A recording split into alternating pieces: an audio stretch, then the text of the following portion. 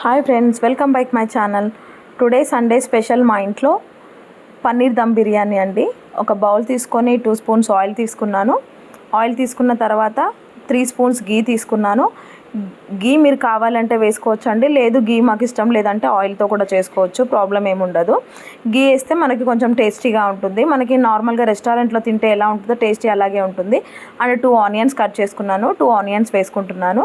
And 3 పచ్చిమిర్చి cut చేశాను, 3 పచ్చిమిర్చి వేస్తున్నాను.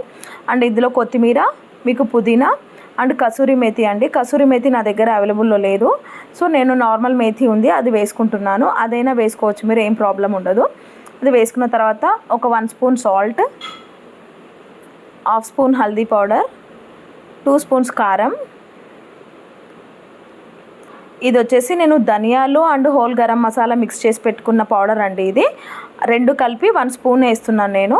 మీరు కావాలంటే సపరేట్గా గరం మసాలా అది కూడా వేసుకోవచ్చు. 1 కప్ వచ్చేసి నేను కర్డ్ వేసుకుంటున్నాను.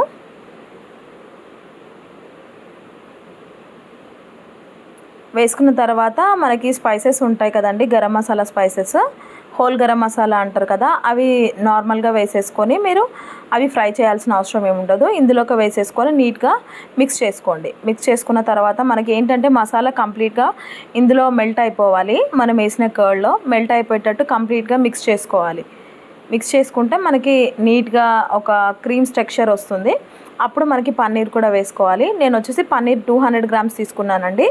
ఇది నేను ఇంట్లో ప్రిపేర్ చేసిన పన్నీరు. మీరు ఇంట్లో ప్రిపేర్ చేసిందైనా తీసుకోవచ్చు, బయట నుంచి అయినా తీసుకోవచ్చు.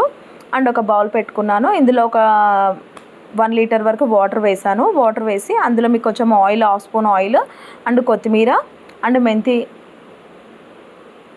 అండ్ మీకు ఇందులో పుదీనా వేసుకున్నాను. అండ్ హోల్ గరం మసాలా కూడా యాడ్ చేస్తున్నాను ఇందులో.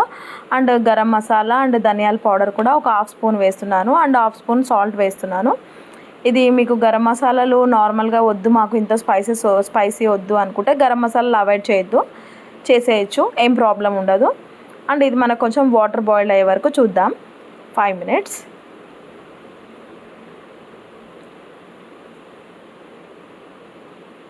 మనకి వాటర్ బాయిల్ స్టార్ట్ అయిపోయిందండి. ఇలా వాటర్ బాయిల్డ్ అయ్యేటప్పుడు మనకి రైస్ తీసుకున్నాను నేను వచ్చేసి బాస్మతి రైస్ తీసుకున్నాను. ఈ బాస్మతి రైస్ నేను ఒక 1/2 అవర్ ముందు సోక్ చేసి పెట్టానండి. మనకి బిర్యానీ అంటే బాస్మతి రైస్ తోటి అయితే టేస్ట్ చాలా బాగుంటుంది. నార్మల్ రైస్ తీసుకున్నా కూడా ఉంటుంది టేస్ట్, కానీ మనకి నార్మల్గా బిర్యానీ తిన్న ఫీల్ ఉండదు. సో అందుకే బాస్మతి రైస్ తీసుకుంటే మనకి టేస్టీగా ఉంటుంది బిర్యానీ. ఇలా మనకి బాయిల్ స్టార్ట్ అయిపోయింది. బాయిల్ స్టార్ట్ అయిపోయిన తర్వాత మనకి రైస్ ఇలా కంప్లీట్గా ఇలా పైకి వచ్చిన తర్వాత డ్రైన్ చేసుకోవాలి. వాటర్ అంతా కంప్లీట్గా తీసేసి మనం ఏదైతే మసాలా కలిపి పెట్టామో ఆ బౌల్లో మొత్తం రైస్ మీరు స్ట్రెయిన్ చేసుకోవాలి. వేసిన తర్వాత రైస్ కంప్లీట్గా నేను ఒక పైన నుంచి ఒక ప్లేట్ పెట్టేసి పైన నుంచి ఒక బౌల్లో ఒక వాటర్ పెట్టేసి వెయిట్ కోసం అని నేను ఇలా పెట్టానండి. ఇది ఇలా పెట్టేస్తే మనకి దమ్ అనేది మంచిగా వస్తుంది బిర్యానీ. ఫైనలీ ఇలా అయిపోయిన తర్వాత జస్ట్ ఒక 10 minutes సరిపోతుంది. ఫైనల్ తర్వాత ఇలా ఉంటుంది. 10 minutes మీడియం ఫ్లేమ్లోనే మాత్రమే కుక్ చేసుకోవాలి.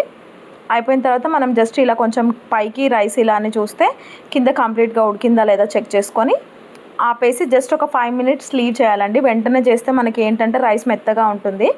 ఒక 5 minutes వదిలేయాలి. వదిలేసిన తర్వాత మనం తీసుకోవచ్చు రైస్. ఇలా ఉంటుంది రైస్ మీకు అయిపోయిన తర్వాత. టేస్టీ కూడా చాలా బాగుంటుంది. అండ్ మనకి రెస్టారెంట్ స్టైల్లో ఎలా అయితే తింటామో దానికన్నా చాలా టేస్టీగా ఉంటుంది ఇంట్లో చేసుకుంటే మనం. అండ్ హెల్దీ కూడా ఉంటుంది, మనకి ఇంట్లో ప్రిపేర్ చేసుకోండి. Thank you for watching. Please subscribe my channel. Like, share, subscribe my channel. Thank you.